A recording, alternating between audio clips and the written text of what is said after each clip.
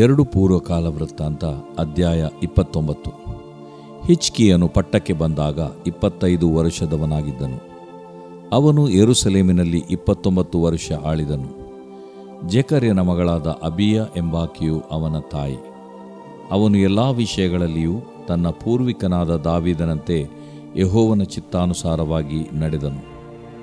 ಅವನು ತನ್ನ ಆಳಿಕೆಯ ಮೊದಲನೆಯ ವರ್ಷದ ಮೊದಲನೆಯ ತಿಂಗಳಲ್ಲಿ ಯೆಹೋವನ ಆಲಯದ ಬಾಗಲುಗಳನ್ನು ತೆರೆಯಿಸಿ ಅವುಗಳನ್ನು ಭದ್ರಪಡಿಸಿದನು. ಆಮೇಲೆ ಯಾಜಕರನ್ನೂ ಲೇವಿಯರನ್ನೂ ದೇವಾಲಯದ ಮೂಡಣ ದಿಕ್ಕಿನ ಬಯಲಿನಲ್ಲಿ ಕೂಡಿಸಿ ಅವರಿಗೆ, ಲೇವಿಯರೇ, ನನ್ನ ಮಾತನ್ನು ಕೇಳಿರಿ. ಈಗ ನಿಮ್ಮನ್ನು ಶುದ್ಧಪಡಿಸಿಕೊಂಡು ನಿಮ್ಮ ಪಿತೃಗಳ ದೇವರಾದ ಯೆಹೋವನ ಪವಿತ್ರಾಲಯದಲ್ಲಿರುವ ಹೊಲಸನ್ನೆಲ್ಲ ಹೊರಗೆ ಹಾಕಿ ಆಲಯವನ್ನು ಶುದ್ಧೀಕರಿಸಿರಿ. ನಮ್ಮ ಪಿತೃಗಳು ನಮ್ಮ ದೇವರಾದ ಯೆಹೋವನಿಗೆ ದ್ರೋಹ ಮಾಡಿ ಆತನ ಚಿತ್ತಕ್ಕೆ ವಿರುದ್ಧವಾಗಿ ನಡೆದು ಆತನನ್ನು ಬಿಟ್ಟರು.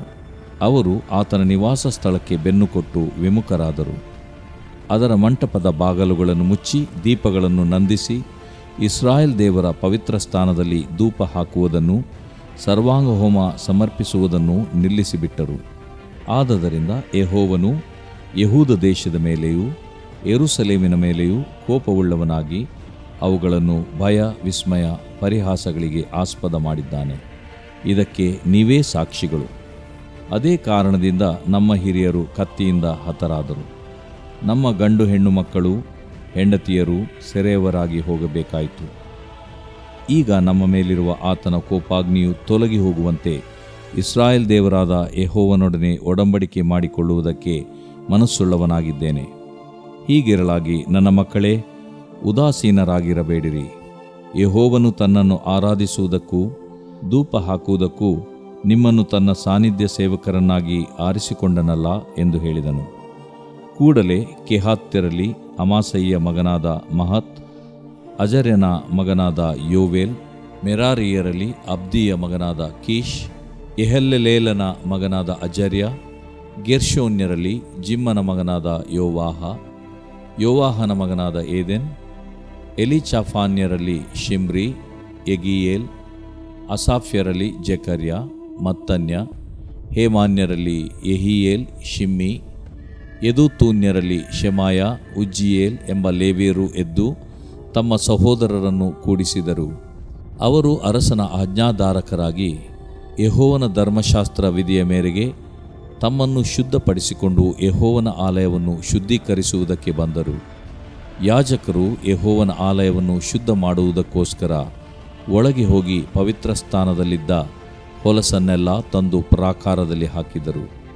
ಲೇವಿಯರು ಅದನ್ನು ಕೂಡಿಸಿ ಹೊರಗೆ ಒಯ್ದು ಕಿದ್ರೋನ್ ಹಳ್ಳದಲ್ಲಿ ಹಾಕಿದರು. ಅವರು ಮೊದಲನೆಯ ತಿಂಗಳಿನ ಮೊದಲನೆಯ ದಿನದಲ್ಲಿ ಶುದ್ಧೀಕರಣವನ್ನು ಪ್ರಾರಂಭಿಸಿದರು. 8ನೆಯ ದಿನದಲ್ಲಿ ಯೆಹೋವನ ಆಲಯದ ಮಂಟಪಕ್ಕೆ ಕೈ ಹಾಕಿದರು. ಯೆಹೋವನ ಆಲಯವನ್ನು ಶುದ್ಧಪಡಿಸುವುದರಲ್ಲಿ 8 ದಿನಗಳು ಕಳೆದು ಹೋದವು. ಮೊದಲನೆಯ ತಿಂಗಳಿನ 16ನೆಯ ದಿನದಲ್ಲಿ ಕೆಲಸವೆಲ್ಲ ತೀರಿತು. ಆಮೇಲೆ ಅವರು ಅರಮನೆಯೊಳಕ್ಕೆ ಹೋಗಿ ಅರಸನಾದ ಹಿಜ್ಕೀಯನಿಗೆ, ನಾವು ಯೆಹೋವನ ಸಮಸ್ತಾಲಯವನ್ನೂ ಯಜ್ಞವೇದಿಯನ್ನು ಅದರ ಉಪಕರಣಗಳನ್ನು, ನೈವೇದ್ಯವಾದ ರೊಟ್ಟಿಗಳನ್ನಿಡತಕ್ಕ ಮೇಜನ್ನೂ ಅದರ ಸಾಮಾನುಗಳನ್ನು ಶುದ್ಧ ಮಾಡಿದೆವು. ಅರಸನಾದ ಆಹಾಜನು ತನ್ನ ಆಳಿಕೆಯಲ್ಲಿ ದೇವದ್ರೋಹಿಯಾಗಿ ತಳ್ಳಿಬಿಟ್ಟ ಪಾತ್ರೆಗಳನ್ನು ತಿರುಗಿ ತಂದಿಟ್ಟು ಪ್ರತಿಷ್ಠಿಸಿದ್ದೇವೆ.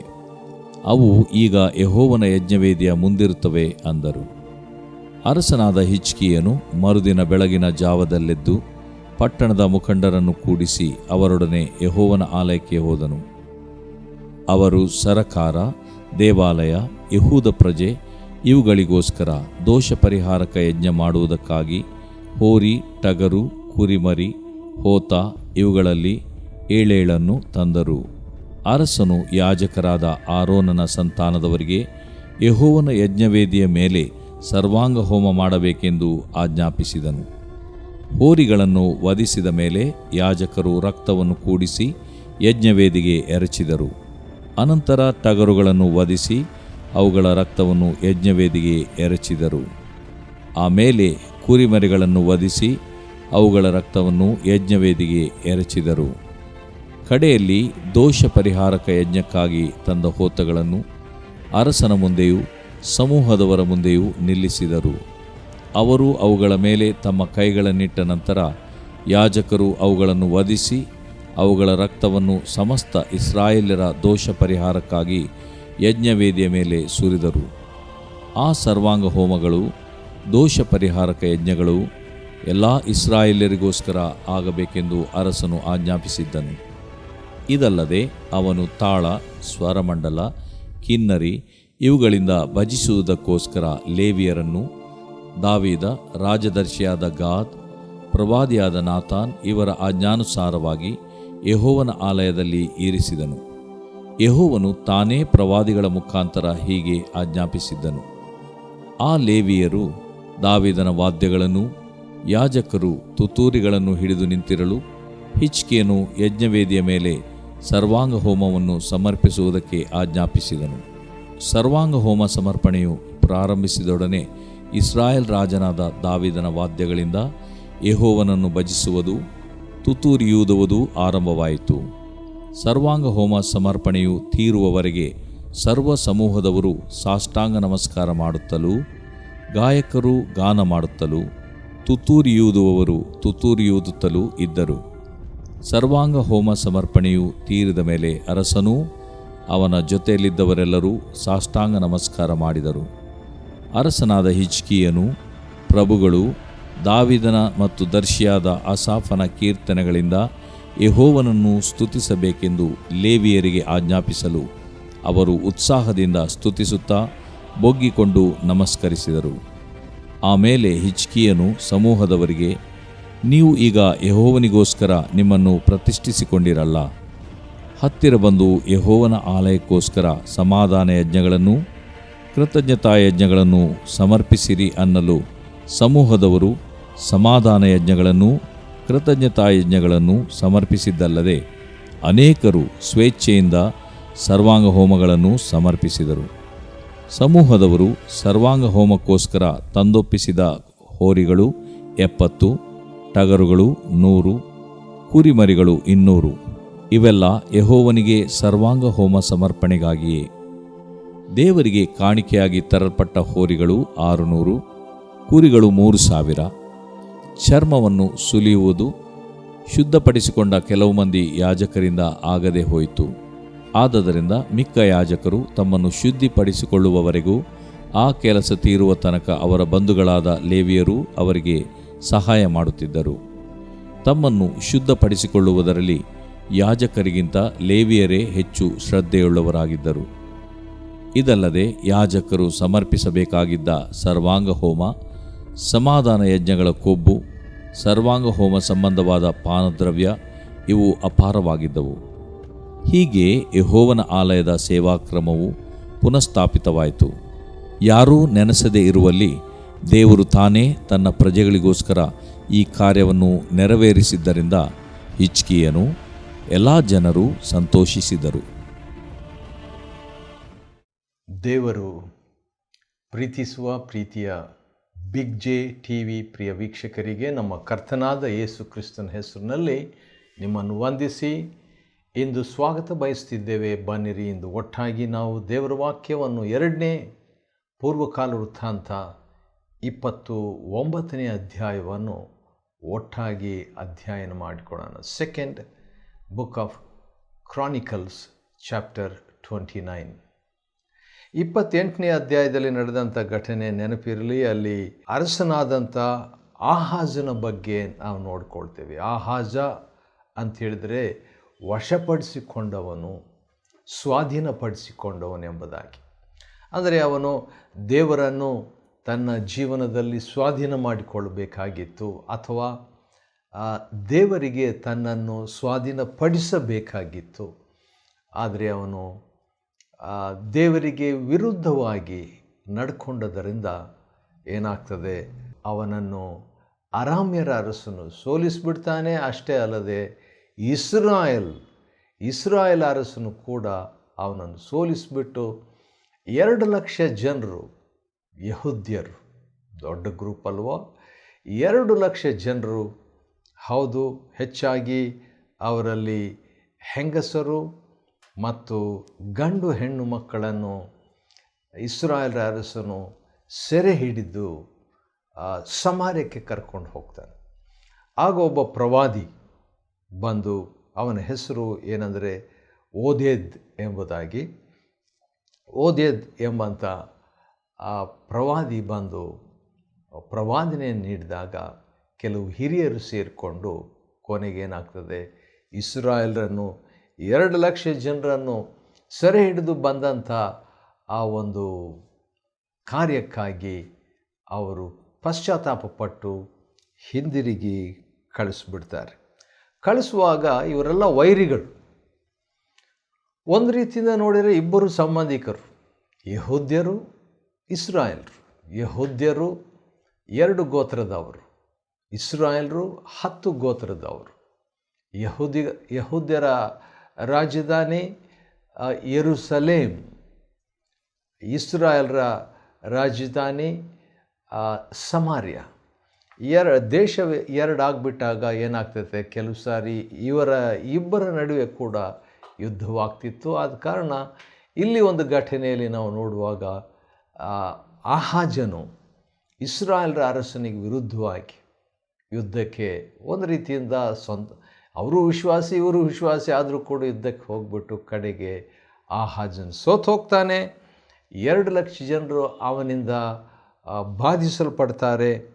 ಆದರೂ ಕೂಡ ಒಬ್ಬ ಪ್ರವಾದಿ, ಇದು ಭಾಳ ಆಶ್ಚರ್ಯ. ಆಗಾಗ ಇಲ್ಲಿ ಬರುವಂಥದ್ದು ಏನಂತ ಹೇಳಿದ್ರೆ, ಒಬ್ಬ ದೇವರ ಮನುಷ್ಯನ ಬಂದರೆ ಇಡೀ ದೇಶ, ಇಡೀ ರಾಷ್ಟ್ರ, ಇಡೀ ನಾಯಕರುಗಳು, ಅಧಿಪತಿಗಳು, ಅಧಿಕಾರಿಗಳು ಯಾವ ರೀತಿಯಾಗಿ ಒಬ್ಬ ದೇವರ ಸೇವಕನ ಮಾತಿಗೆ, ಪ್ರವಾದಿಯ ಮಾತಿಗೆ ಅವರು ಮಹತ್ವ ಕೊಡ್ತಾರೆ, ಅಧೀನರಾಗ್ತಾರೆ ಎಂಬುದನ್ನು ನಾವು ನೋಡಿಕೊಳ್ಳುವಾಗ 2 ಲಕ್ಷ ಜನರನ್ನು ಸೆರೆ ಹಿಡ್ಕೊಂಡು ಬಂದಂಥ ಈ ಜನರನ್ನು ಅವರಿಗೆ ಹಿಂದಿರುಗಿ ಕಳಿಸೋದು ಅಲ್ಲ, ಅವರಿಗೆ ಸಾಕಷ್ಟು ಬಟ್ಟೆ ಇರೋದಿಲ್ಲ, ಒಳ್ಳೆಯ ಬಟ್ಟೆಗಳನ್ನು ಕೊಟ್ಟು, ಕಾಲಿಗೆ ಕೆರಗಳನ್ನು ಕೊಟ್ಟು, ಅನ್ನಪಾನಗಳನ್ನು ಕೊಟ್ಟು, ನೋಡ್ರಿ ವೈರಿಗಳನ್ನು ಪ್ರೀತಿಸಿರಿ ಎಂಬುದಾಗಿರುವಂಥ ಮಾತು ಇಲ್ಲಿ ಕೂಡ ನಾವು ನೋಡುವಾಗ, ಮತ್ತು ಅದರಲ್ಲಿ ಕೆಲವರು ಬಳಲಿ ಹೋಗಿಬಿಟ್ಟಿದ್ರು. ಎಷ್ಟು ಕಾಲ ಅಂತ, ಎಷ್ಟು ದೂರ ಅಂತ ನಡೀತಾರೆ ಈ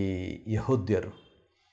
ಅಂಥವರಲ್ಲಿ ಬಳಲಿ ಹೋದಂಥವರು, ಬಲಹೀನರು, ಅಂಥವರಿಗೆ ಏನು ಮಾಡ್ತಾರೆ, ಕತ್ತೆಗಳ ಮೇಲೆ ಕುಳ್ಳಿರಿಸಿ 2 ಲಕ್ಷ ಜನರು ಅಂತ ಹೇಳುವಾಗ ಕೆಲವು ಸಾವಿರಾರು ಅಥವಾ ನೂರಾರು ಜನರು ಬಳಲಿ ಹೋದಂಥವರು, ಬಲಹೀನರಾದಂಥವ್ರು ಇದ್ದಾಗ ಕೆಲವು 100 ಕತ್ತೆಗಳನ್ನು ಬಹುಶಃ ಇವರು ಅದರಲ್ಲಿ ಕುಳ್ಳಿರಿಸಿ ಎಲ್ಲರನ್ನು ಯೆರಿಕೋವೆಂಬ ಖರ್ಜೂರದ ನಗರಕ್ಕೆ ಕರ್ಕೊಂಡು ಹೋಗಿ ಅವರ ಬಂಧುಗಳ ಹತ್ತಿರ ಬಿಟ್ಟು ಸಮಾರ್ಯಕ್ಕೆ ಹಿಂದಿರುಗಿ ಬರ್ತಾರೆ. ಇದು ಆಶ್ಚರ್ಯ. ಅದು ಅನಂತರ ನಾವು ನೋಡುವಾಗ ಈ ಆಹಾಜನು ದೇವರಿಗೆ ಕಷ್ಟದಲ್ಲಿ ಅರಸನು ದೇವರಿಗೆ ಮೊರೆ ಇಡುವುದಕ್ಕೆ ಬದಲಾಗಿ ದೇವರಿಗೆ ವಿರುದ್ಧವಾಗಿ ಇವನು ಇನ್ನಷ್ಟು ಅಪರಾಧ ಮಾಡ್ತಾನೆ.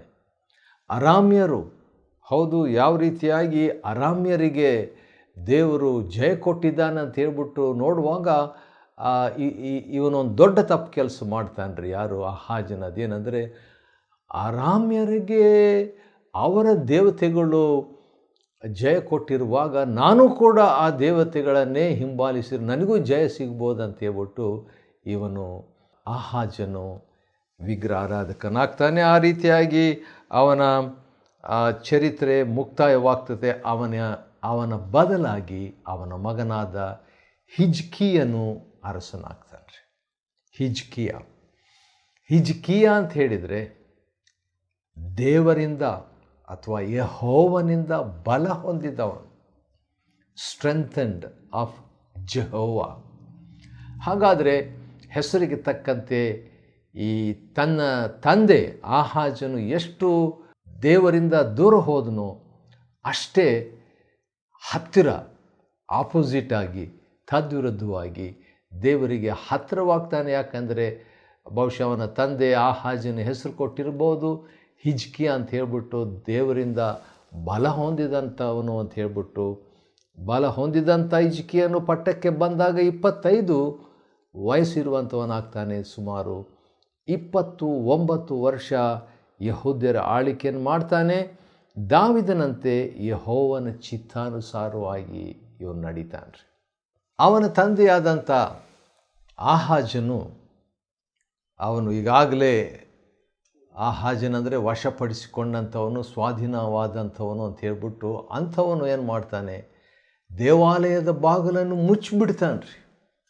ಸೊಲೊಮೋನನು ಕಟ್ಟಿದಂಥ ಆಲಯ, ಮಹಾದೇವ ಆಲಯ, ಅದನ್ನು ಮುಚ್ಚಿ ಯೆರೂಸಲೇಮಿನ ಪ್ರತಿಯೊಂದು ಮೂಲೆ ಮೂಲೆಗಳಲ್ಲಿ ದೇವರು ಹೇಳದಂಥ ಆ ಕಾರ್ಯಗಳನ್ನು ದೇವಾಲಯದಲ್ಲಿ ನಡೆಸಿದಂಥ ವ್ಯಕ್ತಿ ಆಹಾಜನಾದರೆ, ಈಗ ಅವನ ಮಗನು ಹಿಜ್ಕೀಯನು ಏನು ಮಾಡ್ತಾನೆ, ಈಗ ಆಲಯವನ್ನು ತಂದೆ ಮುಚ್ಚಿದ್ರೆ ಏನು, ಮಗನು ತೆರೆಯಿಸಿ ಭದ್ರಪಡಿಸ್ತಾನೆ, ಶುಚಿ ಮಾಡ್ತಾನೆ, ಮತ್ತು ಏನೇನು ತಂದೆ ಮಾಡಿದನೋ ಅದೆಲ್ಲ ಇವನು ತಿರುಗಿ ತೆಗೆದುಹಾಕಿ ಶುದ್ಧಪಡಿಸಿ ಪರಿಹಾರವನ್ನು ಮಾಡ್ತಾನೆ. ಇವನಿಗೆ ಗೊತ್ತಾಗ್ತದೆ ಏನಂತ ಹೇಳ್ಬಿಟ್ಟು, ಯಾಕೆ ದೇಶದ ಒಂದು ಸುಧಾರಣೆ ಇಲ್ಲ, ಹದಗೆಟ್ಟಿದೆ ದೇಶ ಭಾಳ ಕಷ್ಟದಲ್ಲಿದೆ,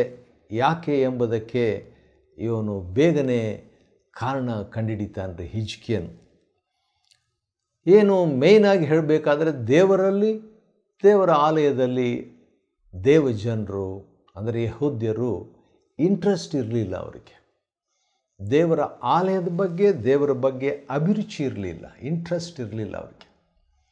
ಅದರ ನಿಮಿತ್ತವಾಗಿ 5 ಕಾರ್ಯಗಳು ಆಯಿತು ಎಂಬುದಾಗಿ ಅವನು ಗ್ರಹಿಸ್ತಾನೆ. ಏನೇನು 5 ಸಂಗತಿಗಳಂತ ಹೇಳ್ಬಿಟ್ಟು ನೋಡುವಾಗ, ಮೊದಲನೇದು ದೇವರ ಕೋಪ, ಎರಡನೇದು ಏನಾಯಿತು, ಭಯ ವಿಸ್ಮಯ ದೇವಜನರಿಗಾಯಿತು, ಮೂರನೇದು 8ನೇ ವಚನದಲ್ಲಿದೆ, ವೈರ್ಯ ಮುಂದೆ ಪರಿಹಾಸ್ಯಕ್ಕೆ ಇವರು ಗುರಿ ಆಗ್ತಾರೆ. 4ನೇ ಕಾರಣ ಏನಂದರೆ, ಯೆಹೂದ್ಯರಲ್ಲಿ ಅನೇಕ ಹಿರಿಯರು, ದೊಡ್ಡವರು, ಅವರು ಸಂಹರಿಸಲ್ಪಟ್ಟರು, ಸತ್ತು ಹೋದರು. ಅಷ್ಟೇ ಅಲ್ಲ, ಗಂಡು ಹೆಣ್ಮಕ್ಕಳು ಅವರ ಯವನಸ್ಥರಿಗೆ ಏನಾಯ್ತು ಅಂತ ಹೇಳ್ಬಿಟ್ಟು ನೋಡುವಾಗ ಅವರು ಸೆರೆಯಾದರು, ವೈರಿಯಿಂದ ಸೆರೆಯಾದರು. ಇಂಥ 5 ಮಹಾ ಭಯಂಕರವಾದಂಥ ಕಾರ್ಯಗಳು ದೇವಜನರಿಗೆ ನಡೆಯುವಾಗ, ಇನ್ನೊಂದು ಸಾರಿ 5 ಹೇಳ್ತೇನೆ. ದೇವರ ಕೋಪ, ಎರಡನೇದು ದೇವಜನರಿಗೆ ಭಯ ವಿಸ್ಮಯ, ಮೂರನೇದು ವೈರ್ಯ ಮುಂದೆ ಪರಿಹಾಸ್ಯಕ್ಕೆ ಗುರಿ, ಹಿರಿಯರು ಸತ್ತು ಹೋಗುವಂಥದ್ದು, ಮತ್ತು 5ನೇದಾಗಿ ಯೌವನಸ್ಥರು ಅಥವಾ ಮಕ್ಕಳಿಗೆ ಆದಂಥ ಘಟನೆ ಏನೆಂಬುದಾಗಿ ನೋಡುವಾಗ ಅವರು ಸೆರೆಯಾಗಿ ಒಯ್ಯಲ್ಪಟ್ಟರು. ಈಗ ಇಂಥ ಒಂದು 5 ಸಮಸ್ಯೆಗೆ 2 ಮುಖ್ಯ ಕಾರಣ, ದೇವರನ್ನು ಬಿಟ್ಟುಬಿಟ್ಟಿದ್ರು, ದೇವರ ಆಲಯವನ್ನು ಬಿಟ್ಟುಬಿಟ್ಟಿದ್ರು. ಪರಿಹಾರ ಏನು? ಹಿಜ್ಕೀಯನು 16 ಪರಿಹಾರವನ್ನು ತರುವಂಥದ್ದನ್ನು ನಾವು 2ನೇ ಪೂರ್ವಕಾಲ ವೃತ್ತಾಂತ, ಇದೇ ಅಧ್ಯಾಯ 2ನೇ ಪೂರ್ವಕಾಲ ವೃತ್ತಾಂತ, 2 Chronicles chapter 29, 29ನೇ ಅಧ್ಯಾಯದಲ್ಲಿ ಆಶ್ಚರ್ಯವಾದ ರೀತಿಯಲ್ಲಿ, ನನಗೆ ಭಾಳ ಇಷ್ಟ ಆಯ್ತು ಇದನ್ನು ನೋಡಿದಾಗ, ಓದಿದಾಗ. ಯಾಕಂತ ಹೇಳಿದ್ರೆ, ತಂದೆ ಸಂಪೂರ್ಣವಾಗಿ ದೇಶವನ್ನೇ ಹಾಳು ಮಾಡಿಬಿಟ್ಟಿದ್ದ. ದೇವಜನರು ದೇವರನ್ನು, ದೇವಾಲಯವನ್ನು ಬಿಟ್ಟಿದ್ದಷ್ಟೇ ಅಲ್ಲ, ದೇವಾಲಯ ಮುಚ್ಚಿಬಿಟ್ಟಿದ್ದಾನೆ ಅವನು ಆಹಾಜ್. ಅಂಥ ಸಂದರ್ಭದಲ್ಲಿ ಅವನ ಮಗ ಹಿಜ್ಕೀಯನು, ದೇವರ ಬಲ ಎಂಬಂಥ ಹೆಸರಿರುವಂಥವನು, ಅಥವಾ ದೇವರಿಂದ ಬಲ ಹೊಂದಿದ್ದವನು, ಸ್ಟ್ರೆಂಥೆಂಡ್ ಆಫ್ ಜೆಹೋ ಎಂಬ ಹೆಸರನ್ನು ಇರುವಂಥವನು, 16 ಸಂಗತಿಗಳನ್ನು ಮಾಡ್ತಾನೆ. ಅದರಲ್ಲಿ ಮೊದಲನೇದು ಭಾಳ ಆಶ್ಚರ್ಯ, 10ನೇ ವಚನದಲ್ಲಿದೆ, 29:10. ಅದೇನಂತ ಹೇಳಿದ್ರೆ, ಒಡಂಬಡಿಕೆಯನ್ನು ಮಾಡಿಕೊಳ್ಳುವಂತೆ ಇವನು ಅನುಕೂಲಿಸ್ತಾನೆ ರೀ. ಹೌದು, ಒಡಂಬಡಿಕೆ ಮುರಿದೋಯಿತು. ದೇವರೊಂದಿಗೆ ಈಗ ಒಡಂಬಡಿಕೆ ಮಾಡಿಕೊಳ್ಳುವುದಕ್ಕೆ ಮನಸ್ಸು ಮಾಡ್ತಾನೆ. ಎರಡನೇದು, ಉದಾಸೀನರಾಗಬೇಡ್ರಿ.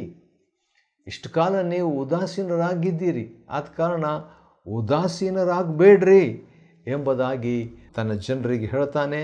ಮೂರನೇದು, ಆರಾಧನೆ ಮಾಡಿರಿ ಎಂಬುದಾಗಿ ಅವನು ಅನುಕೂಲಿಸ್ತಿದ್ದಾನೆ. 11ನೇ ವಚನ ಅಷ್ಟೇ ಅಲ್ಲ, ದೇವರಿಗೆ ಧೂಪ ಹಾಕುವುದಕ್ಕೆ ಕೂಡ ಅವನು ಸಿದ್ಧ ಮಾಡ್ತಾ ಇದ್ದಾನೆ. 5ನೇದು ಭಾಳ ದೊಡ್ಡ ಸಂಗತಿ. ಇದು ಏನಂತ ಹೇಳಿದ್ರೆ ಎಲ್ಲರನ್ನು ಕೂಡಿಸ್ತಾ ಇದ್ದಾನೆ. ಎಲ್ಲರನ್ನು ಕೂಡಿಸ್ತಾ ಇರುವಂಥದ್ದು. ದೇಶನೇ ಒಂದು ಕಡೆ ಬಂದು ಸೇರಬೇಕಂತ ಹೇಳಿದ್ರೆ ಆಗೋದು ಅಷ್ಟು ಸುಲಭನ ಇಲ್ಲ. ಆದರೆ ಅಂಥ ಒಂದು ಕಾರ್ಯ ಹಿಜ್ಕೀಯ ಮಾಡ್ತಾನೆ. ಹಿರಿಯರನ್ನು ಹೆಚ್ಚಾಗಿ ಖಂಡಿತವಾಗಿ ಮತ್ತು ಉಳಿದಂಥವ್ರನ್ನೆಲ್ಲ ಕೂಡಿಸ್ತಾನೆ. 6ನೇದು ಧರ್ಮಶಾಸ್ತ್ರಕ್ಕೆ, ದೇವರ ವಾಕ್ಯಕ್ಕೆ ಆದ್ಯತೆಯನ್ನು ಕೊಡ್ತಾನೆ. ಹೌದು, ಸಂಪೂರ್ಣವಾಗಿ ಅವನ ತಂದೆಯಿಂದ ದೇಶ ಹಾಳಾಗಿಬಿಟ್ಟಿತ್ತು. ಆದರೂ ಕೂಡ ಏನು, ಅದನ್ನು ಪುನಃಸ್ಥಾಪಿಸುವುದಕ್ಕೋಸ್ಕರವಾಗಿ ಈ 16 ನಿಯಮಗಳನ್ನು ಹಿಜ್ಕೀಯನು ಪಾಲಿಸ್ತಾನೆ. ಧರ್ಮಶಾಸ್ತ್ರದ ವಿಧಿಯ ಮೇರೆಗೆ ಈಗೇನು ಮಾಡಿರಿ, ಶುದ್ಧ ಮಾಡಿಕೊಡ್ರಿ. ದೇವ್ರ ವಾಕ್ಯ ಯೂಸ್ ಮಾಡಿದರೆ ದೇವ್ರ ವಾಕ್ಯ ನಮ್ಮನ್ನು ಶುದ್ಧ ಮಾಡ್ತದೆ.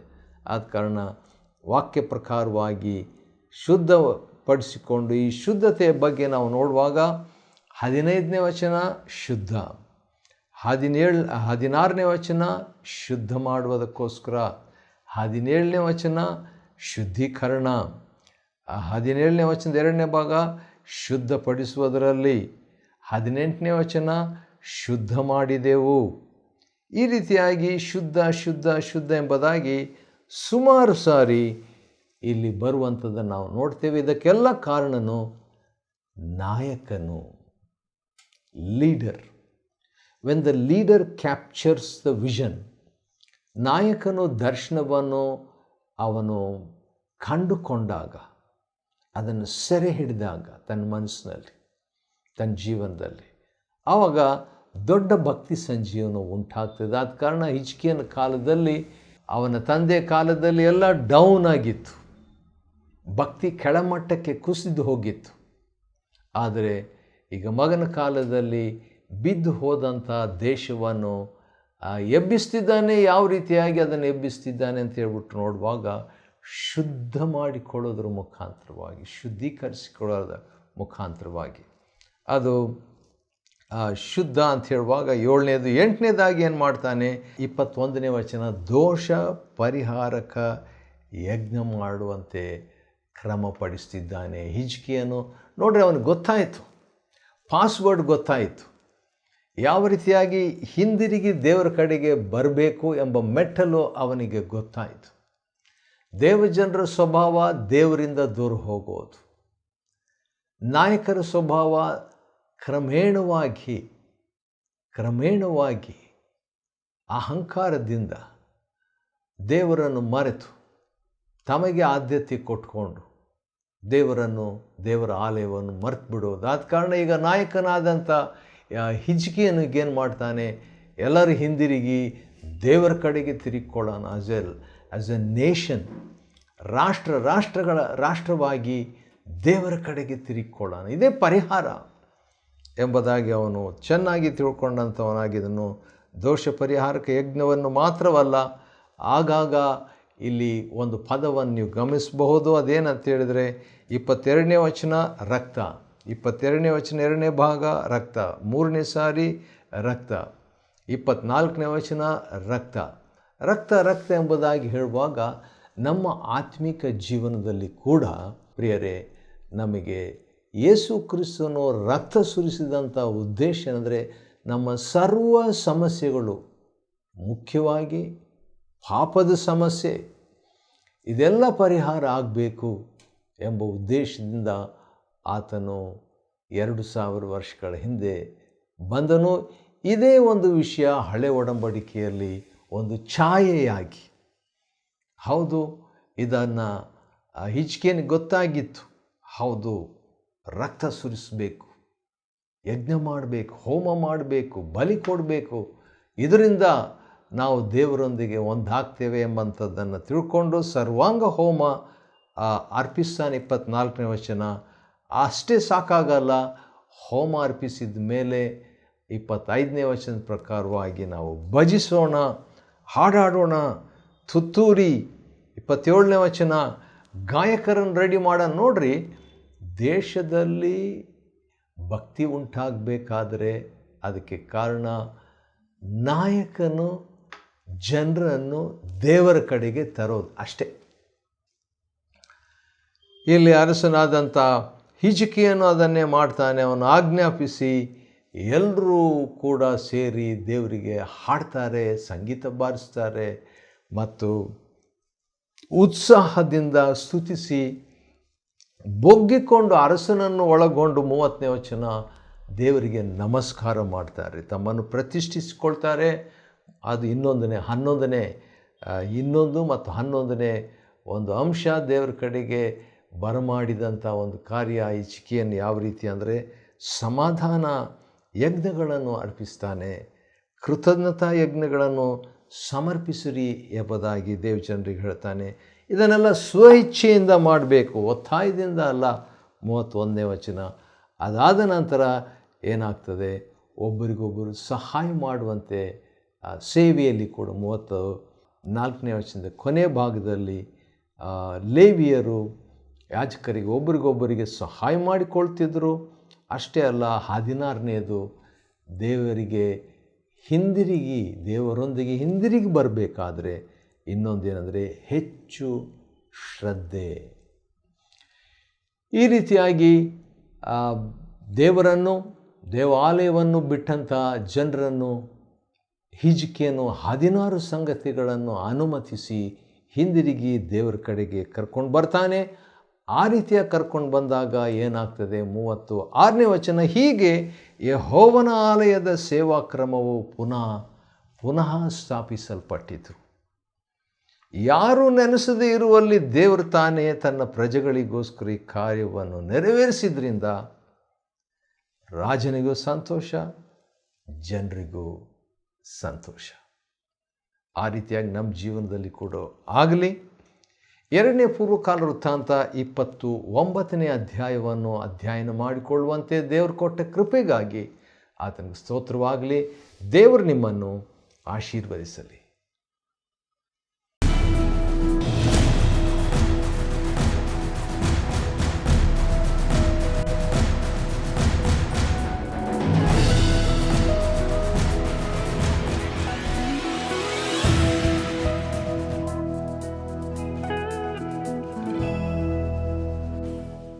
Chapter 29. Hezekiah began to reign when he was 25 years old, and he reigned 29 years in Jerusalem, and his mother's name was Abijah, the daughter of Zechariah. And he did that which was right in the sight of the Lord, according to all that David his father had done. He in the first year of his reign, in the first month, opened the doors of the house of the Lord, and repaired them. And he brought in the priests and the Levites, and gathered them together into the east street, and said unto them, Hear me, ye Levites, sanctify now yourselves, and sanctify the house of the Lord God of your fathers, and carry forth the filthiness out of the holy place. For our fathers have trespassed and done that which was evil in the eyes of the Lord our God, and have forsaken him, and have turned away their faces from the habitation of the Lord, and turned their backs. Also they have shut up the doors of the porch, and put out the lamps, and have not burned incense, nor offered burnt offerings in the holy place unto the God of Israel. Wherefore the wrath of the Lord was upon Judah and Jerusalem, and he hath delivered them to trouble, to astonishment, and to hissing, as ye see with your eyes. For lo, our fathers have fallen by the sword, and our sons and our daughters and our wives are in captivity for this. Now it is in mine heart to make a covenant with the Lord God of Israel, that his fierce wrath may turn away from us. My sons, be not now negligent, for the Lord hath chosen you to stand before him, to serve him, and that ye should minister unto him and burn incense. Then the Levites arose, Mahath the son of Amasai, and Joel the son of Azariah, of the sons of the Kohathites, and of the sons of Merari, Kish the son of Abdi, and Azariah the son of Jehalelel, and of the Gershonites Joah the son of Zimah, and Eden the son of Joah, and of the sons of Eliasaphan, Shimri and Jeriel, and the sons of Asaph, Zechariah and Mattaniah, and of the sons of Haman, Jehiel and Shimei, and of the sons of Jeduthun, Shemaiah and Uzziel. And they gathered their brethren, and sanctified themselves, and came according to the commandment of the king by the words of the Lord, to cleanse the house of the Lord. And the priest went into the inner part of the house of the Lord to cleanse it, and brought out all the uncleanness that they found in the temple of the Lord into the court of the house of the Lord. and the Levites took it to carry it out abroad into the brook Kidron.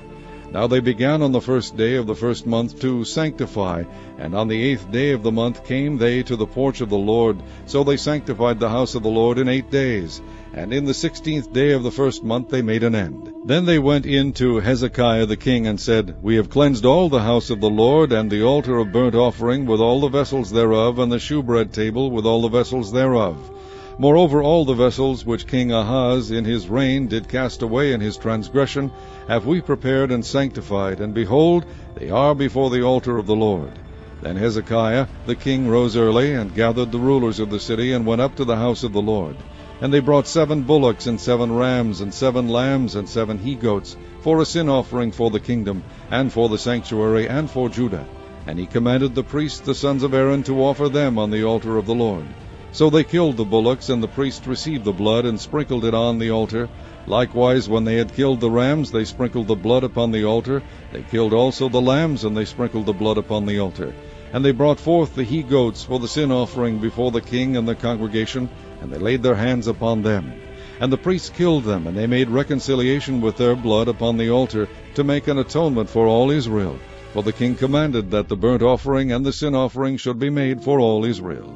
And he set the Levites in the house of the Lord with cymbals, with psalteries, and with harps, according to the commandment of David, and of Gad the king's seer, and Nathan the prophet, for so was the commandment of the Lord by his prophets.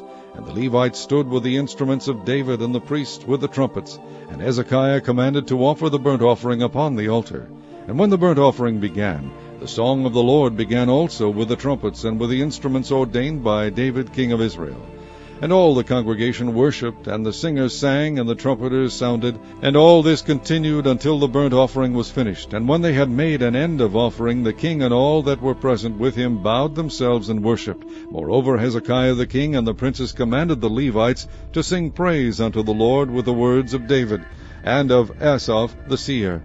And they sang praises with gladness, and they bowed their heads and worshipped.